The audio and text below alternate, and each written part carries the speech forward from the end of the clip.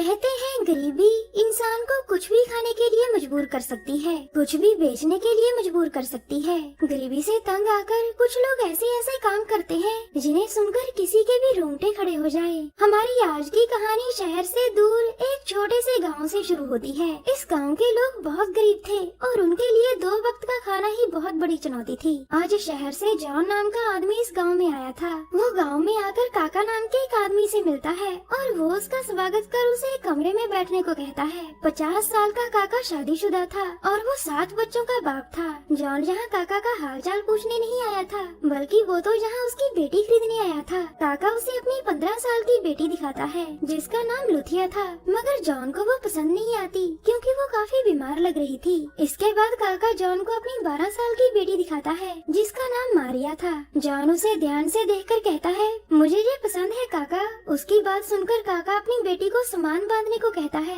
दरअसल काका बेहद गरीब आदमी था और वो सिर्फ 2 वक्त के खाने के लिए मारिया को बेच रहा था। उसने पहले भी अपनी 2 बेटियां जॉन को बेची थी। काका एक अनपढ़ आदमी था जो बेटियों को बोझ समझता था। वैसे मारिया जॉन के साथ नहीं जाना चाहती थी क्योंकि वो अपने माँ बाप से बहुत प्यार करती थी, लेकिन जिस तरह से आज उसके माँ बाप ने उससे मुँह फेर लिया था, उसे देखकर वो चुपचाप जॉन के साथ चली जाती है। थोड़ी ही देर बाद जॉन मारिया को लेकर शहर की तरफ बढ़ने लगता है। एक लंबे सफर के बाद वो दोनों एक बड़े शहर में पहुंच जाते हैं। मारिया ने आज पहली बार कोई शहर देखा था और शहर की चकाचौंध देखकर वो बहुत हैरान होती है। जॉन जल्दी जल्दी उसे अपने दोस्त के ट्रक में बिठाकर आगे का सफर शुरू करता है और सफर के बाद ट्रक एक घर के बाहर रुकता है। अब जॉन और मारिया ट्रक से नीचे उतरते हैं। जॉन जिस घर के बाहर उतरा था उस घर से बहुत सारी लड़कियाँ बाहर आती हैं। जॉन ने इन सभी लड़कियों को भी मारिया की तरह खरीदा था और वो उन सभी को जल्दी जल्दी ट्रक के पीछे छुपा देता है। जॉन लड़कियाँ खरीदने और बेचने का काम करता था। वो गरीब लोगों से उनकी बेटियां खरीदता था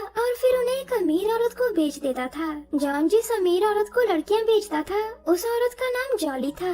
आज भी जॉन अपनी लड़कियां लेकर जॉली के पास पहुंचता है और उसकी लड़कियां देखकर जॉली बहुत खुश होती है। वो लड़कियों को देखकर उनसे कहती है, तुम्हें डरने की बिल्कुल जरूरत नहीं लड़कियों, आज से तुम लोगों की गरीबी खत्म। आज से तुम भरपेट खाना खा सकोगी, लेकिन बदले में तुम्हें अमीर लोगों की सेवा करनी पड़ेगी। अब ऊपर जाकर नहाओ और तैयार हो जाओ, ऊपर तुम्हारी जरूरत का सारा सामान है। उसकी बात मानकर सभी लड़कियां ऊपर चली जाती है, जिसके बाद वो जॉन का हिसाब कर उसे चलता करती है। थोड़ी ही देर बाद सभी लड़कियां तैयार होकर जॉली के पास आ जाती हैं। उन्हें खरीदने के लिए कई लोग भी आ चुके थे और वो सभी लड़कियों को ध्यान से देख रहे थे। अब जॉली लोगों को बोली लगाने को कहती है और जो भी उसे ज्यादा पैसे देता था वो बोली जीत कर लड़की ले जाता था। इसी दौरान बॉब नाम का अमीर आदमी बोली लगाता है और बोली में वो मारिया और सैंडी को जीत लेता है। इसके बाद वो उन दोनों लड़कियों को गाड़ी में बिठाकर अपने अड्डे की तरफ चला जाता है। थोड़ी ही देर में दोनों लड़कियां बॉब के अड्डे पर पहुंच गई थी। मारिया को कुछ नहीं पता था कि उन्हें यहाँ क्यों लाया गया है। 15 साल की सैंडी उसे बताती है कि आज बॉब हमारी इज्जत लूटेगा, इसीलिए हमें यहाँ लाया गया है। सैंडी की बात खत्म होते ही बॉब और उसका बेटा वहाँ आते हैं। बॉब के बेटे का नाम एडी था और बॉब उससे कहता है, आज रात के लिए मारिया तुम्हारी हुई एडी।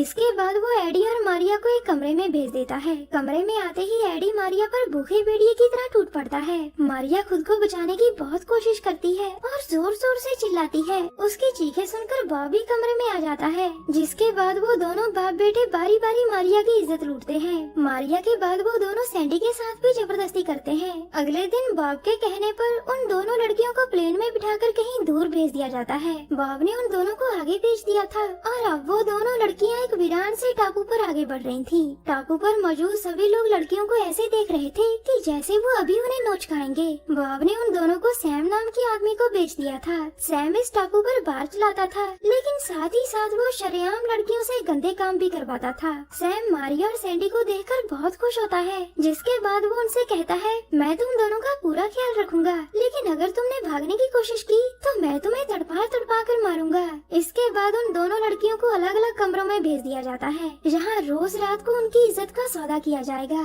थोड़ी ही देर बाद सैम माइक में घोषणा कर पूरे टापू को बताता है कि उसके पास 2 नई लड़कियां आई हैं। सैम की घोषणा के बाद एक लंबी लाइन लग गई थी। ये सभी लोग अपनी अपनी बारी का इंतजार कर रहे थे ताकि वो नई लड़कियों के मजे ले सकें। सैम को चंद पैसे देकर ये लोग पूरी रात लड़कियों से जबरदस्ती करते हैं। अगले दिन सैंडी मारिया से कहती है, मैं इस नर्क में एक और भी दिन नहीं रुक सकती, मैं यहाँ से भागने वाली हूँ, अगर तुम चाहो तो तुम भी मेरे साथ भाग सकती हो। मारिया उसकी बात मान जाती है, जिसके बाद वो दोनों सैम के बाहर से भाग जाती है। मगर सैम भी पक्का खिलाड़ी था, वो लड़कियों को पकड़ने के लिए कुत्तों का इस्तेमाल करता है, जिस कारण वो जल्द ही उन दोनों लड़कियों को पकड़ लेता है। अब पूरे टापू को पता था कि सैम इन लड़कियों को ऐसी सजा देगा जिसे देखकर कोई भी लड़की यहाँ से भागने की हिम्मत नहीं करेगी। अपने बार में आकर वो दोनों लड़कियों को पहले काफी मारता पीटता है और फिर उनसे पूछता है कि तुम दोनों में से भागने के बारे में किसने सोचा था। थोड़ी ही मारपीट के बाद उसे पता चल जाता है कि भागने का ख्याल सैंडी का था, उसी के दिमाग में पहले ख्याल आया था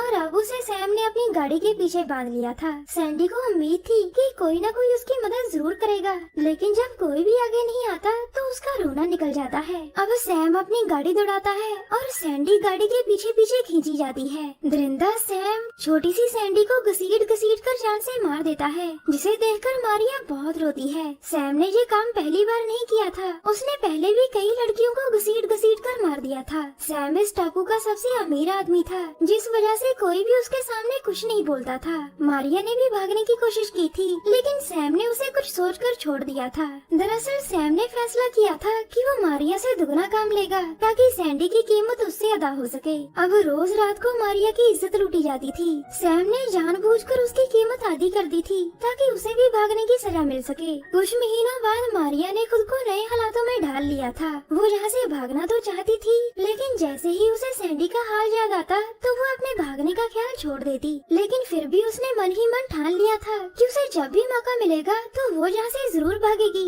एक रात को चेरी नाम की औरत मारिया के पास आती है। चेरी भी सैम के लिए काम करती थी और उसे छोटी मारिया पर शुरू से ही बहुत तरस आता था। आज उसके हाथ यहाँ से भागने का रास्ता लग चुका था और वो ये रास्ता मारिया को बताती है। मारिया भी यहाँ से भागना चाहती थी और ये मौका उसे चेरी ने दिया था। मारिया चेरी को भी अपने साथ भागने को कहती है, लेकिन चेरी उसे कहती है कि मैं प्रेग्नेंट हूँ, इसलिए मैं ज्यादा दूर नहीं भाग सकती। इसके बाद रात होते ही मारिया बाहर से भाग जाती है। सुबह होते ही सैम को मारिया के भागने का पता चल जाता है। बेचारी मारिया अकेली ही जंगल में आगे बढ़ रही थी और दरिंदा सैम उसे जंगल में हर जगह ढूंढ रहा था। सैम ने इस बार भी अपने कुत्तों का इस्तेमाल किया था, मगर इस बार मारिया को पता था कि अगर वो सैम के हाथ लग गई तो वो उसे घसीट कर मारेगा। वो भागने में अपनी पूरी ताकत लगा देती है और इसी बीच उसके सामने एक ट्रक आकर रुकता है। ये ट्रक टोनी नाम के एक आदमी का था और मारिया उससे मदद मांगती है। उसने टोनी को सब बता दिया था कि सैम नाम का आदमी उसके पीछे लगा है। पूरी बात जानकर टोनी उसे नाव तक छोड़ने का फैसला करता है ताकि मारिया टापू से निकलकर शहर पहुंच सके।